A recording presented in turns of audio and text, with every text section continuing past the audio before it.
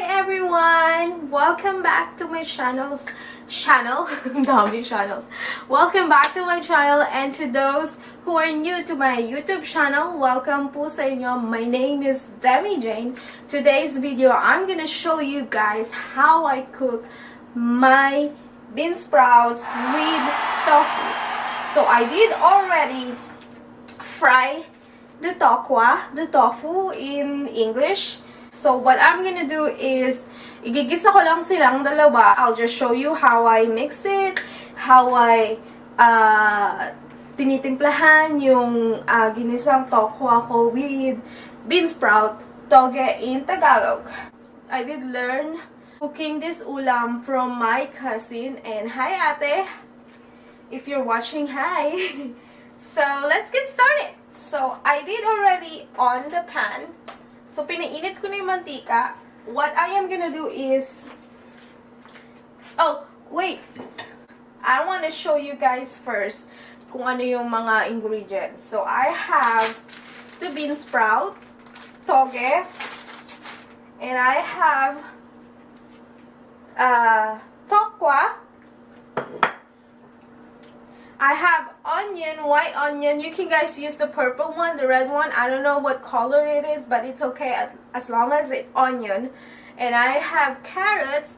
Usually I don't, when I was in the Philippines, I don't put carrots. But since I kind of like to have gulay on my ginisang toge, so I just put carrots. So it depends to you guys. You can actually use red bell pepper, green bell pepper, or I think you can use cabbage too. So it depends to you guys, but right now I only have carrots, so I'm just gonna use the carrots. I have garlic.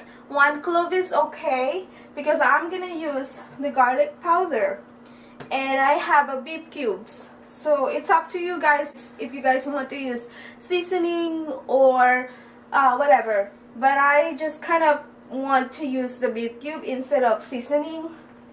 Kasi gusto ko kasi natural lang yung yung lasa.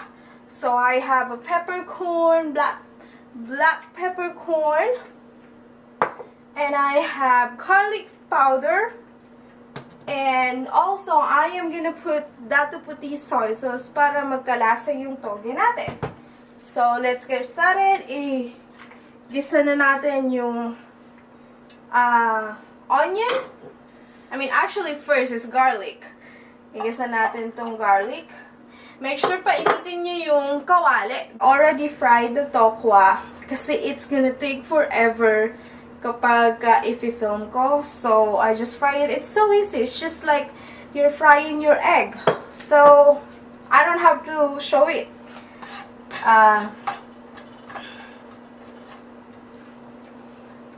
So, garlic. I have the garlic. Let me put closer my camera so that you can guys see. Oh, by the way, earrings I got from Forever 21, and I'm wearing the top that I got it from the Philippines. I think this top is I got it a long time ago in the Philippines. I don't remember kung sa Changi ba o sa ukay-ukay ko nabili. Ang alam ko lang is terno kami ng kapatid ko. So, medyo nagbo-brown na yung garlic. Lalagay ko na yung onion. I like onion, so I put a lot of onion today. So, medyo malapit ako sa kawali. Nalayo ako konti kasi natatansikan ako. Kaya nag-long sleeve ako. So, talagang purpose ng pag-long sleeve ko. Titingnan ko na naman yung sarili ko sa camera. Hindi na naman ako tumitingin sa lens. Number 1 tip bilang vlogger, always look at the lens, not in the screen. Kung mag-vlog ka, like me, always look at the lens. And then next, lagay ko na yung beef cube.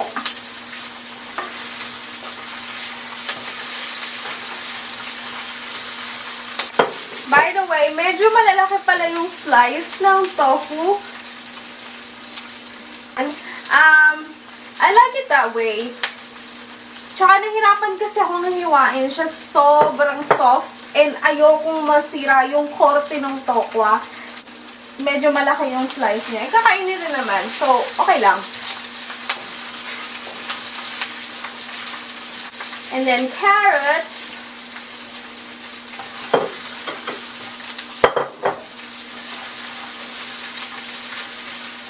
And then, lagay ko yung peppercorn.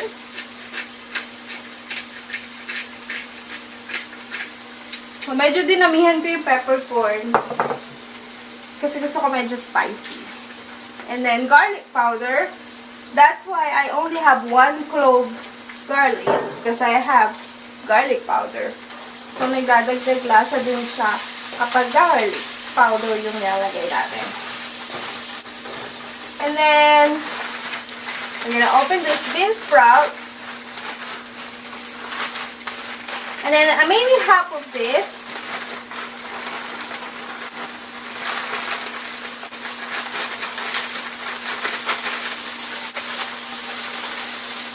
Haluin natin kung tama ba. Kasi ako lang yung kumakain, so ayokong masayang. Kaya, konti-konti lang. Pero minsan nga, gusto ko lutuin na lahat. Kasi nabubulok lang sa rep. Ako pa naman din yung tipo na kapag nailuto ko na natikman ko na siya ng isang beses, ayoko nang ulitin. So, mix ko lang.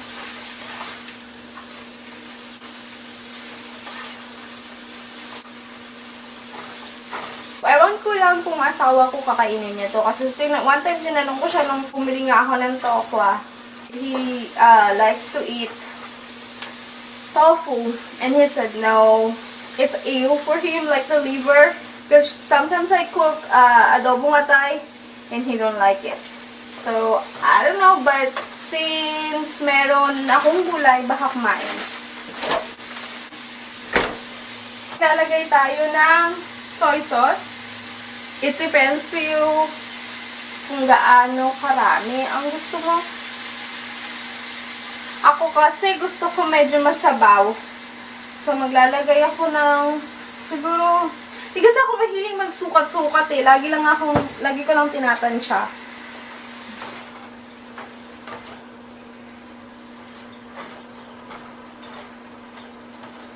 So, maglalagay ako ng mainit na tubig. Kasi gusto ko masabaw-sabaw. And then now, lalagay ko na yung tokwa.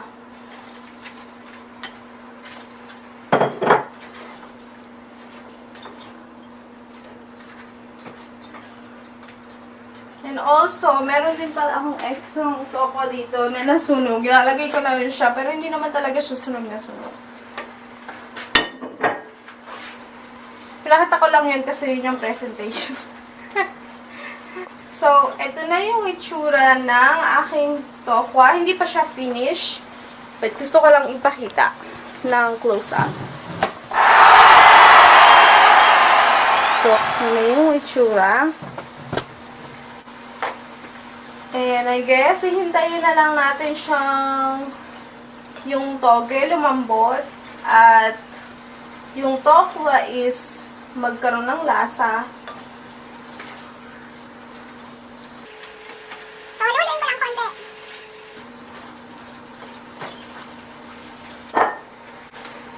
So, ngayon, hinihintay ko na lang lumambot yung toge. At hinihintay ko na lang din yung soy sauce and yung water kumapit dun sa tokwa na inalagay ko. So, I will be back, guys. I will show you the finished product that I did. So, see you later. Hi, guys. Welcome back again. I just finished cooking. And now, I will show you guys what it looks like when it's done. So, this is what it looks like. It looks like pancit. It looks like pancit bihon because of the bean sprout. But they look so good. So, and I cannot wait to taste it because I'm really hungry. And I did film first bago ako kumain. So, I am going to eat now and I will see you guys later. Bye! God bless!